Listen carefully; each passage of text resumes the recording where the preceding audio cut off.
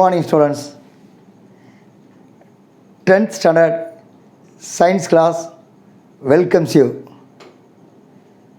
We are learning the chemistry lesson solutions. Previous class we have finished with one experiment. That means concentrated solutions and diluted solutions. This class we are going to start with the same experiment as a motivation part. அன்பார்ந்த மாணவர்களே, கரைசல்கள் பாடத்தை படித்து கொண்டிருக்கிறோம். இந்த கரைசல்கள் பாடத்திலே இதுவரை அநேக அறிவியல் தத்துவங்களை படித்த நாம் கடந்த அறிவியல் பாடங்களிலே செறிவுமிகு கரைசல்கள், செறிவு குறைந்த கரைசல்கள் சோதனையோடு முடித்தோம். இந்த வகுப்பின் ஆரம்பத்திலே மோட்டிவேஷன் பாட்டாக அதே சோதனையுடைய வித்தியாசங்களை கண்டுபிடித்து மீண்டும் சில காரியங்களை படிக்க இருக்கிறோம்.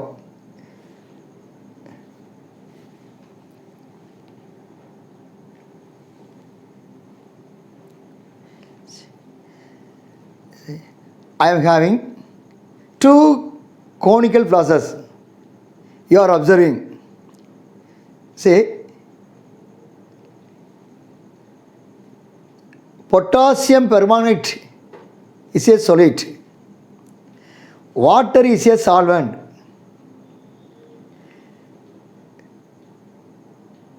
See, the first, this one,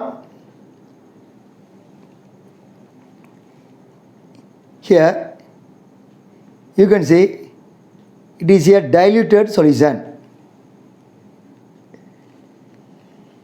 It is a concentrated solution. By seeing, we can be able to distinguish these two solutions.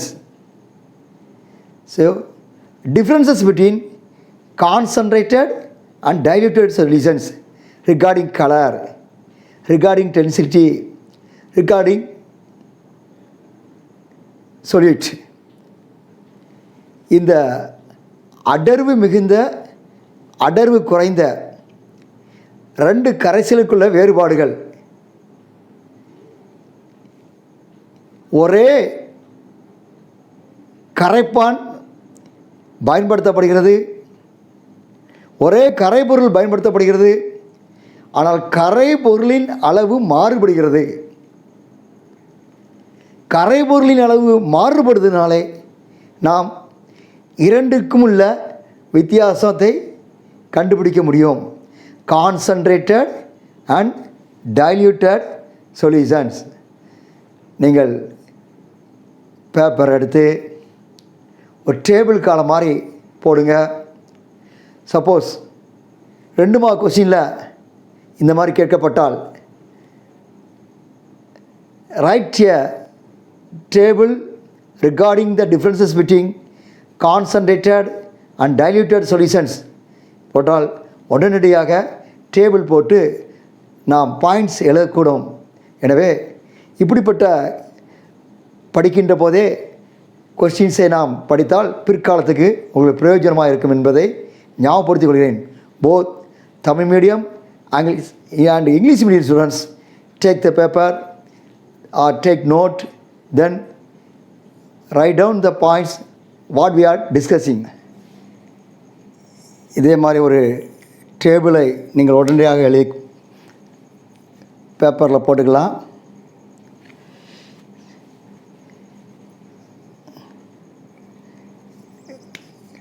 First point, character. That means அவருடைய பண்புகள். நிறத்தை பார்த்தோம், colour.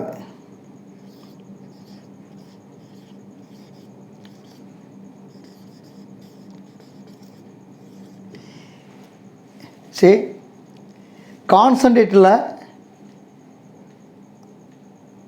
Dark solution.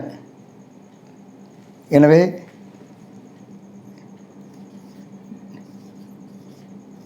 Dark violet.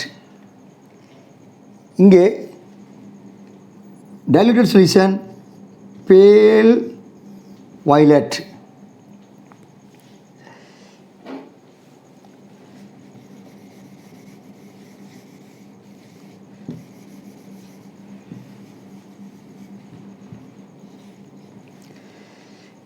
Second, density.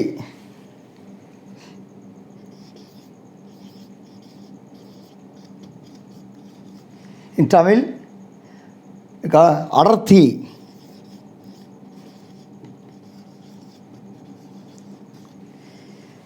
Concentrated solution, density is high. Diluted solution, density is low. So, high,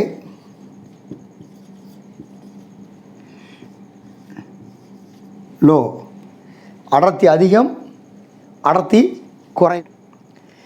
Regarding the differences between concentrated solutions and diluted solutions, then one more point is regarding solid.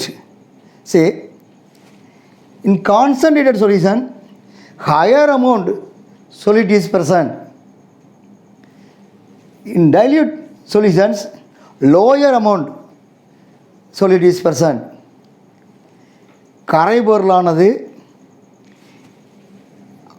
செறிவுமிகு கரைசல்ல அதிக அளவு இருக்கிறது.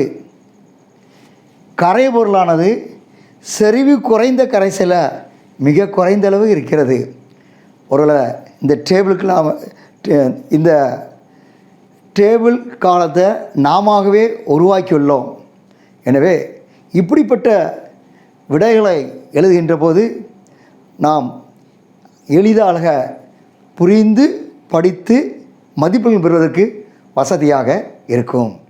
Students, this class we are going to learn few important chemistry topics. Say, new topics.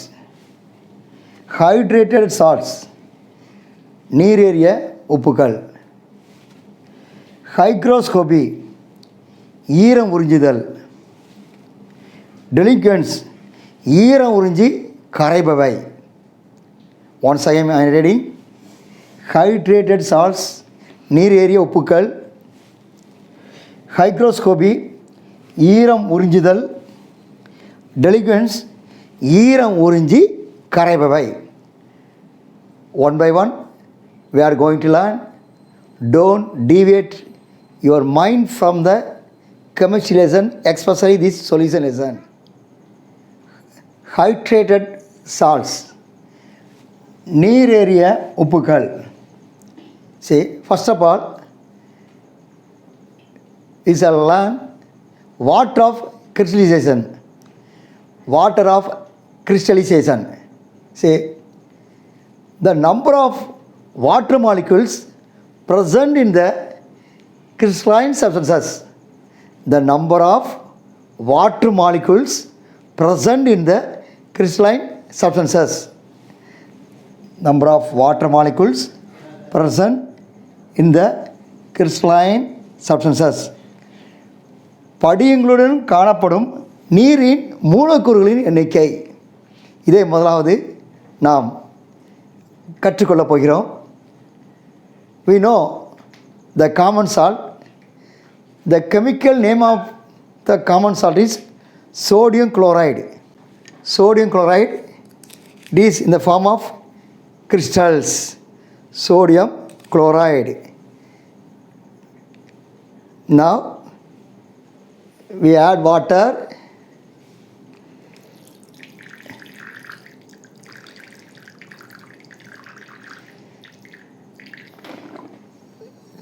Sodium chloride crystalline, it dissolves in the water. We know, already we have demonstrated, dissolves in the water.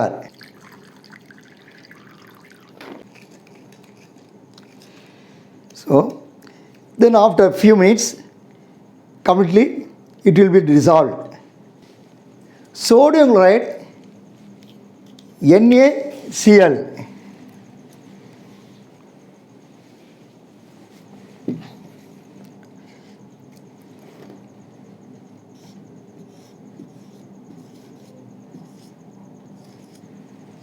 NaCl, see, it dissolves in water, then it splits into ions, sodium plus chlorine minus, that means anion cation.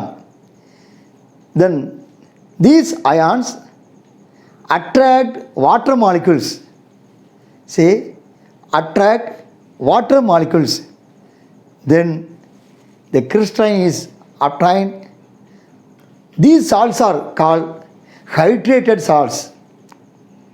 மாணவர்களே, sodium chloride ஆனது sodium அயனியாக chlorine அயனியாக பிரிகிறது.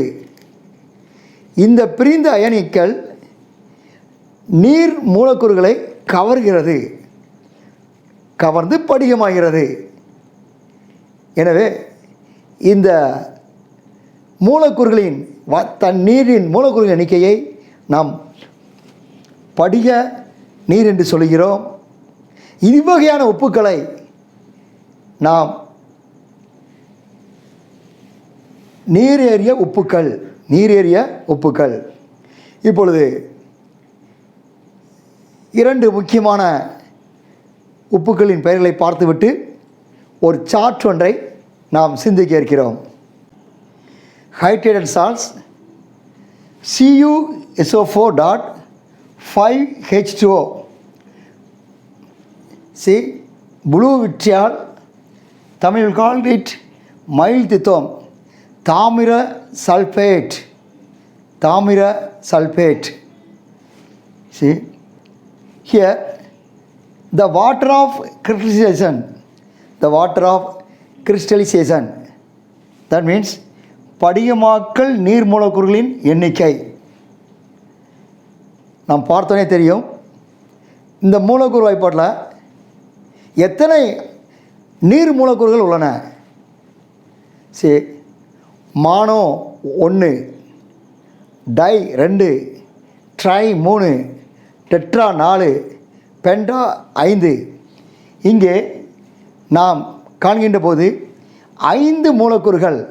We can see the 5 water molecules are present in the copper sulfate pentahydrated salts. See, that is why the water of crystallization is 5. இங்குள்ள படிகமாக்கல் நீர் மூலக்கூறுகளின் எண்ணிக்கை 5. இந்த என் கரங்களில் உள்ள டெஸ்ட் டியூப் ஹோல்டருடன் நீங்கள் காணுகின்ற தாமிர சல்ஃபைட் கிறிஸ்டல்ஸ், இதை விரைவில் ஆய்வகத்தில் நீங்களே செய்து பார்க்க எதிர்காலத்தில் போகிறீர்கள். சரி, now it is in blue colour. இது ப்ளூ ஊதா நிறத்தில் உள்ளது. இதை ஹீட் பண்ணுறோம். ஹீட் பண்ணால் என்ன நடக்குன்னா, இதில் உள்ள வாட்டர் மாலிகுல்ஸ் வெளியேறிவிடும்.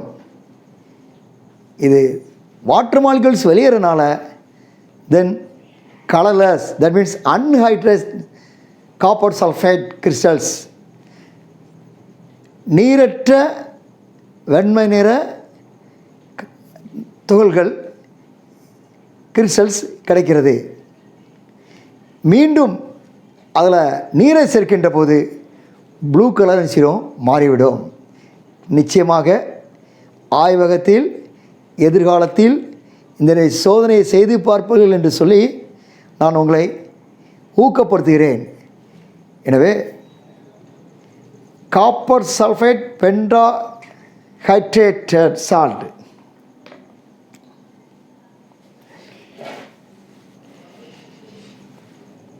ஹீட் பண்ணும்போது the 5 water molecules போயிடும். That is why CSO4 plus 5H2O. Then we add water in cooling condition. Once again water molecules, that means 5 water molecules are combined together. CSO4 dot 5H2O. Then the next one is magnesium sulfate, Epsom salt. The chemical formula is MgS4 dot 7H2O. MgSO4 dot 7H2O. Epsom உப்புனுடைய மூலக்கூறு வாய்ப்பாடு MgSO4 dot 7H2O. It's a hydrated salt. See, now you can be able to find out the water of crystallization. See, water of crystallization, that means number of water molecules present in this crystal substances. That means this salt, Epsom salt, you can see 7. See, the answer is 7. படிகமாக்கல் நீர் மூலக்கூறுகளின் எண்ணிக்கை. Epsom உப்பில் எத்தனை நீர் மூலக்கூறுகள் உள்ளன? இதுதான் water of crystallisation. See here, answer is 7. 7 என்பது இதனுடைய விடை. இதையும் நாம் ஹீட் பண்ணுகின்ற போது இந்த வாட்டர் மாலிக்யூல்ஸ் வெளியேறுகிறது, படிக உருவமற்ற பொருளை அடைகிறது, crystals. Then we add water, நீர் சேர்க்கிறோம், மீண்டும் இந்த படிக நிலையை அடைகிறது. எனவே எப்சம் சால்ட் என்று சொல்லி எங்கே கேட்டாலும் MgSO4 dot 7H2O. Students, now we are going to learn important table. எவ்வாறு மேத்தமெட்டிக்ஸுக்கு டேபிள் எவ்வளோ முக்கியமோ இந்த டேபிள் இந்த பாடத்துக்கு மிக முக்கியம். Already we have learned 2 important hydrated salts, நீரேறிய உப்புகள், copper sulfate, then magnesium sulfide, that means blue vitriol, then Epsom salt. Yet we are going to learn few more hydrated salts. See, CSO4 dot 5H2O, copper 2 sulfide bentahydrated, mono di tri tetra penta 5, blue vitriol. MgSO4 dot 7H2O, magnesium sulfide heptahydrate, Epsom salt, hepta 7, hexa hepta 7. Then CaSO4 dot 2H2O4, calcium sulfide dihydrate, CaSO4 dot 2H2O, calcium sulfide dihydrate. This is called gypsum. Tamil வழி மாணவர்களும் நான் சொல்ல எழுதிக்கொள்ளுங்கள். Gypsum. ஜிப்சத்துடைய மூலக்கூறு வாய்ப்பாடு என்னென்று கேட்டால் உடனடியாக நீங்கள் எழுத வேண்டும். CaSO4 2H2O dot 2H2O. Ca என்பது கால்சியம், SO4 sulfate, எனவே CSO4 dot 2H2O. Then FeSO4 dot 7H2O. FeSO4 dot 7H2O. Iron 2 sulfate heptahydrate, hepta 7. FeSO4 dot 7H2O. Iron 2 sulfate heptahydrate, green etol. Then ZnSO4 dot 7H2O. ZnSO4 dot 7H2O. We know Zn zinc துத்தநாகம் sulfate. எனவே துத்தநாக sulfate, zinc sulfate, துத்தநாக sulfate, heptahydrate, hepta 7. So white விட்டால் வெள்ளை துத்தம். இந்த 5இல் எதிர்காலத்தில் கண்டிப்பாக உங்களுக்கு ஒரு மதிப்பெண் விடைகள் ஏதோ ஒரு தேர்வுக்கு இருக்கிறது. நீங்கள் மனப்பாடமாக இப்பொழுதே நீங்கள் செய்யலாம், படித்துக்கொள்ளலாம். ப்ளூ விட்ரால் என்று சொல்லி கேட்டால், மைல் துத்தம் என்று சொல்லி கேட்டால் CSO4 dot 5H2O. Epsom salt என்று கேட்டால் MgSO4 டாட் 7H2O என்று இந்த 5ஐயும் நீங்கள் மீண்டும் மீண்டும் உங்களுக்கு ஞாபகப்படுத்திக் கொள்கிறேன். இதை தெளிவாக மெமரி போய் படிப்பை போல படித்துக்கொள்ளும்படி உங்களை அன்போடு கேட்டுக்கொள்கிறேன். ஸ்டூடெண்ட்ஸ், மாணவர்களே, another important point, important word, new word, hygroscopy. So the spelling is HYGROSCOPY.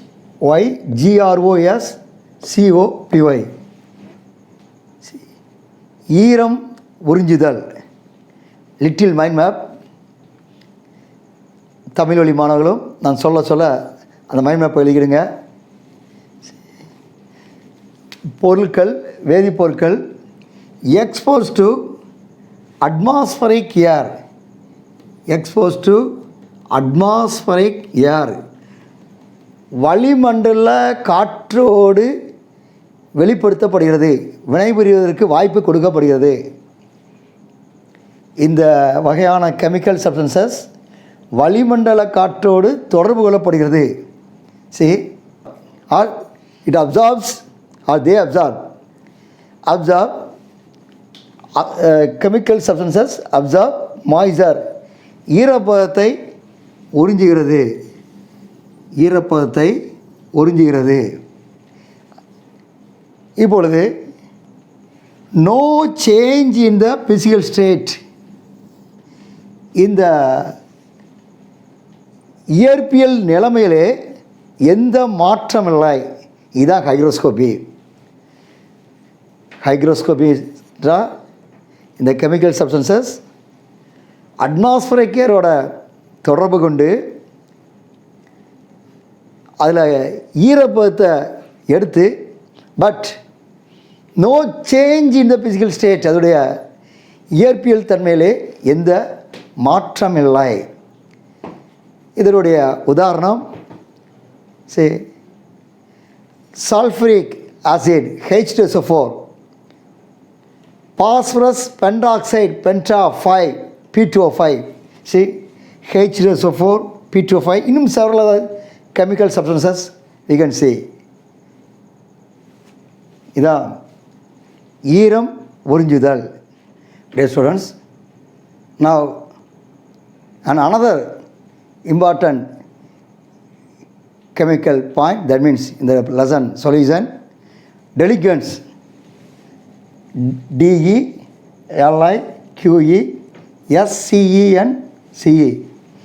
ஈரம் உறிஞ்சி கரைபவை, ஈரம் உறிஞ்சி கரைபவை. See, substances exposed to atmospheric air, வளிமண்டல காற்றோடு தொடர்படுத்தப்படுகிறது. Then the substances absorb water, நீர் மூலக்கூறுகளை ஈரப்பதத்தை அது உறிஞ்சுகிறது. ஒரு மிகப்பெரிய விந்தை ஏற்படுகிறது. கம்ப்ளீட்லி டிசால்வ்டு, கரைகிறது. இது கரைந்து விடுகிறது. நாம் அப்படி வளிமண்டல காற்றோடு இப்படி திறந்து வச்ச உடனே எவ்வாறு நம்முடைய மூக்குக்கு சென்று வருகிறதோ அதுபோல் இது டகாரணிச்சது கரைந்து விடுகிறது.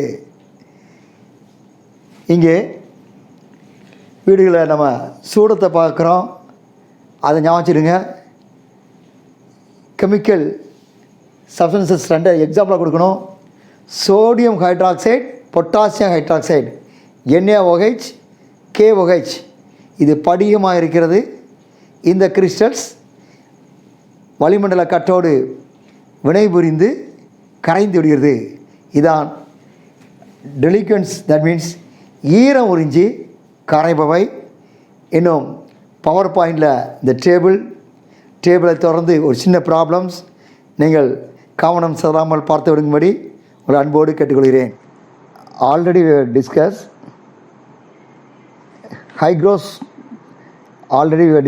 Hygroscopic substances and diluent substances. Now you can see the difference between hygroscopic substances and diluents. There is a table. Then English medium students, take the book, turn to the page number 131, then mark it, then study immediately. ஈரம் உறிஞ்சும் சேர்மங்களுக்கும் ஈரம் உறிஞ்சி கரையும் சேர்மங்களுக்கும் இடையேயான வேறுபாடுகள். ஏற்கனவே ஈரம் உறிஞ்சுதல் என்றால் என்ன, எடுத்துக்காட்டு. ஈரம் உறிஞ்சி கரைதல், அதனுடைய எடுத்துக்காட்டு விளக்கப்பட்டது. இப்பொழுது நீங்கள் காண்கின்ற இந்த அட்டவணை அறிவியல் தமிழ் மீடிய புக்கில் 129ஆம் பக்கத்தின் மேலே இருக்கிறது. இந்த அட்டவணையை குறித்து நீங்கள் உடனடியாக படித்து கொள்ளும்படி கேட்டுக்கொள்கிறேன். இது மிக முக்கியமான அட்டவணை. The difference between hygroscopic substances and deliquescent substances. Then we are going to deal with one important problem. Previous classes we have discussed few problems. Now we are going to deal about mass percentage problem. That means find the amount of urea which is to be dissolved in water to get 500 gram of 10% W by W, that means weight by weight aqueous solution. 500 gram கரைசலில் 10%, அந்த கரைசல் 10% urea நீர் கரைசலை பெற தேவையான யூரியாவின் நிறையை கணக்கெடுக்க. இந்த கொடுக்கப்பட்ட கணக்கில் முதலாவது கேட்கப்பட்டது mass of the urea. Mass percentage கொடுக்கப்பட்டுள்ளது. மாஸ் ஆஃப் த யூரியா கேட்கப்பட்டுள்ளது. அங்கே மாஸ் ஆஃப் த சொல்யூஷன் கொடுக்கப்பட்டிருக்கிறது.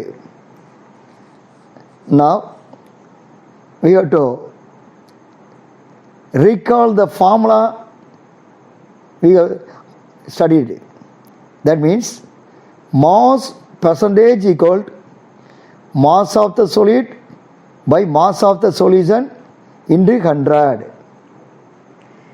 நிறை சதவீதம் equal to கரைபொருளின் நிறை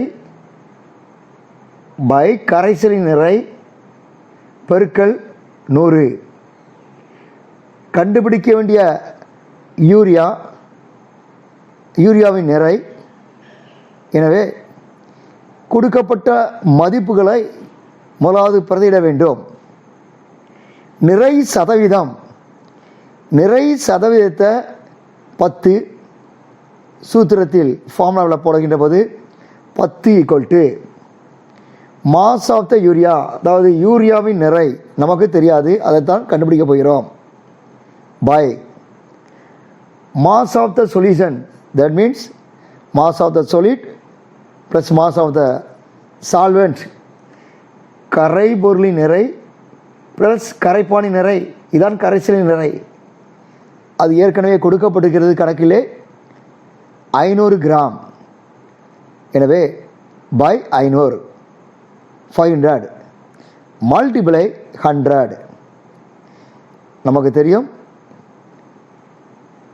அடுத்த பக்கம் கொண்டு போக வகுத்தில் உள்ளது பெருக்கலுக்கு போகும், பெருக்கில் உள்ளது வகுத்தலுக்கு போகும். எனவே யூரியாவின் நிறை ஈக்குவல் 10 பெருக்கல் 500 by 100. Mass of the urea equal 10 into 500 by 100. 10 பெருக்கல் 500 by 100. 100 கொண்டு 500 வகுத்தா 5 என்று உடனடியாக மனதில் வந்துவிடும். 5 பெருக்கல் 10 50. தேவையான யூரியாவின் நிறை 50 gram. So we are finding the answer. Mass of the urea equal 50 gram. Students, don't forget the formula. Then go through the units what are given. Then substitute the values. Then we have to calculate. Finally, we are getting an answer. See, science book. See, it is the best book to guide our life. வாசித்து பாருங்கள், கேள்விக்குரிய பதிலை குறித்து பாருங்கள். நிச்சயமாக நேரிலே சந்திக்க இருக்கிறோம். Let us recall what we have learned so far. இந்த பாடத்தில் தொடர்ச்சியாக படித்து கொண்டே வருகிறோம். ஒரு இம்பார்ட்டன்ட் காமன்ஸ் ஈக்குவேஷன் நம்ம ஃப்ரேம் பண்ணோம். solute plus solvent gives solution. கரைபொருள் ப்ளஸ் கரைப்பான் gives கரைசல். கரைபொருள் ப்ளஸ் கரைப்பான் கரைசல். சால்யூபிலிட்டி கரைதிறனை பார்த்தோம். Factors affecting solubility. இந்த பாடம் முழுவதும் உள்ள காரியங்களை ரீகால் பண்ணி கொண்டு இருக்கிறோம். இந்த கிளாஸில்